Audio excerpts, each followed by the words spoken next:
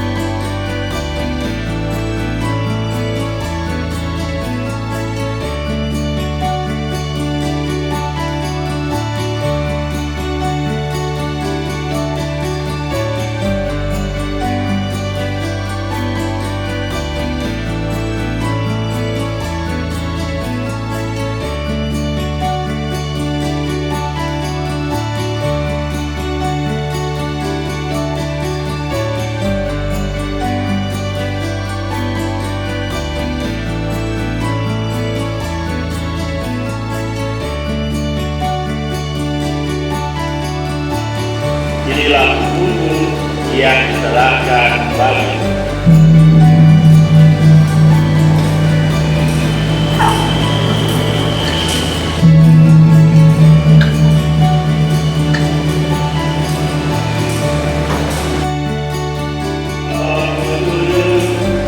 Segala hormat dan kemuliaan sepanjang segala masa.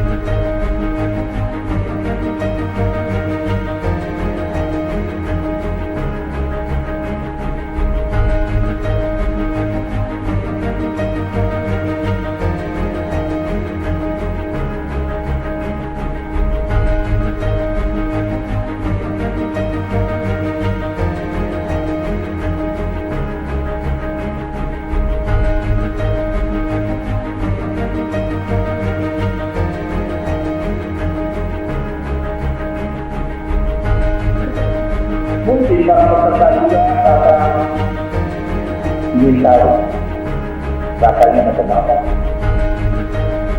Mungkin ada pendaftaran, ada yang amatlah sudah didapat dengan yang mungkin ada yang takut takut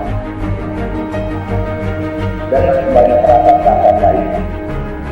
Dan hari ini Yesus katakan kepada kita semuanya, aku sudah berjalan bersama kalian selama ini, terutama untuk para peserta ini. Sama seperti Allah sedia memberikan roti kepada bangsa pilihan,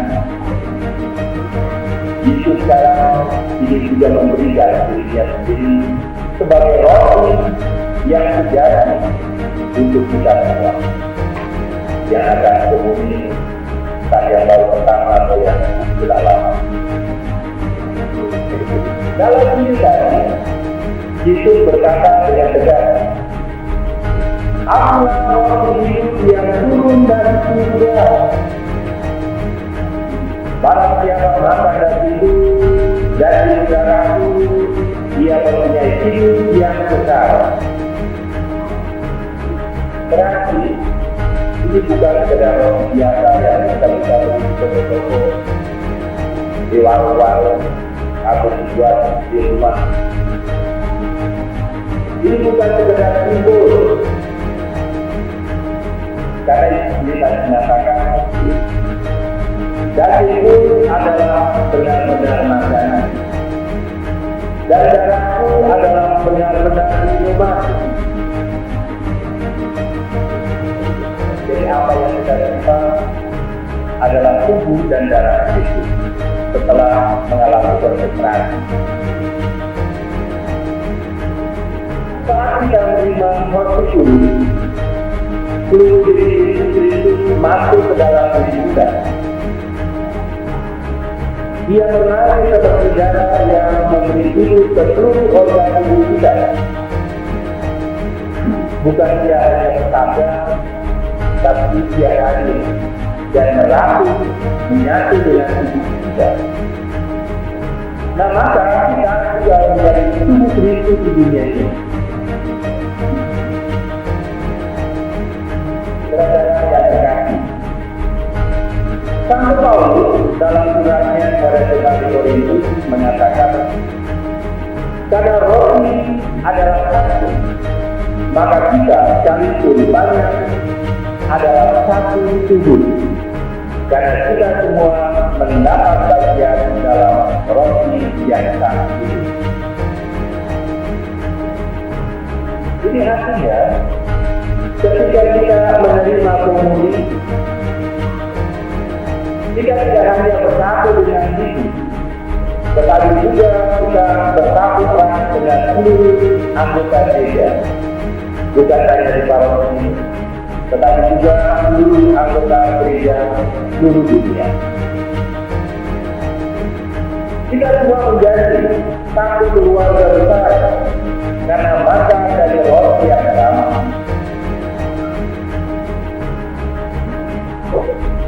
Sebelum kita menerima komuni, kita mengucapkan doa yang indah. Tuhan, aku tidak layak Engkau datang padaku, tetapi berkata saja, maka aku akan sembuh. Kita diangkat untuk menyadari bahwa kita jauh dari sempurna. Kadang-kadang ada banyak penyakit, terutama penyakit akibat dari dosa, yang membuat akhirnya kita tidak layak, tidak pantas untuk menerimanya. Tetapi kita sadar bahwa Allah senantiasa menerima semuanya keberadaan kita apa adanya.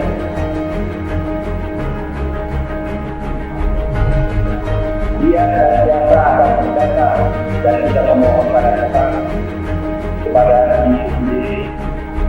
Bersadar saja, maka aku akan sembuh. Jadi, dengan terima tubuh dan darahnya, dengan terima sakramen kita disembuhkan dari berbagai penyakit yang ada, baik itu fisik maupun juga rohani kita.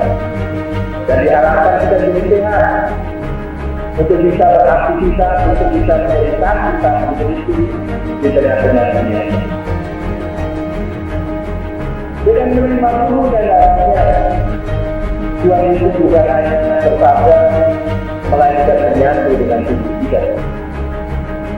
Maka selanjutnya kita diharapkan untuk bisa membawa tubuh Kristus yang ada dalam diri kita dalam kehidupan sehari-hari, dalam kata maupun dalam tindakan, dalam kegiatan. Untuk kita bisa mengungkapkan hal-hal yang baik, hal-hal yang benar.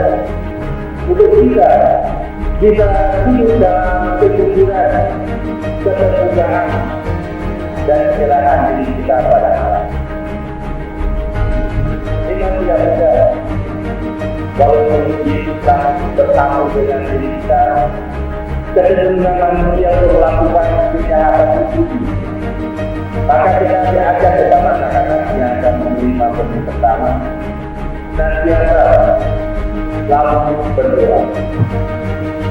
Berdoa pada Allah, memohon rahmat bantuannya, memohon rahmat Roh Kudus untuk senantiasa berikan kekuatan, dan juga para malaikat, para kudus supaya membantunya, dan juga bersama yang lain. Jangan sibuk dengan TikTok saja, dengan Androidnya, dengan konten-konten yang model konten-konten teman-teman yang kadang-kadang terjadi. Nah, kita diajar untuk bisa meneruskan sesuatu kebaikan, bukan sesuatu yang wrong, tetapi sesuatu yang benar, yang berasal dari alam ini. Mari kita tidak lanjuti hal itu dalam hidup ini.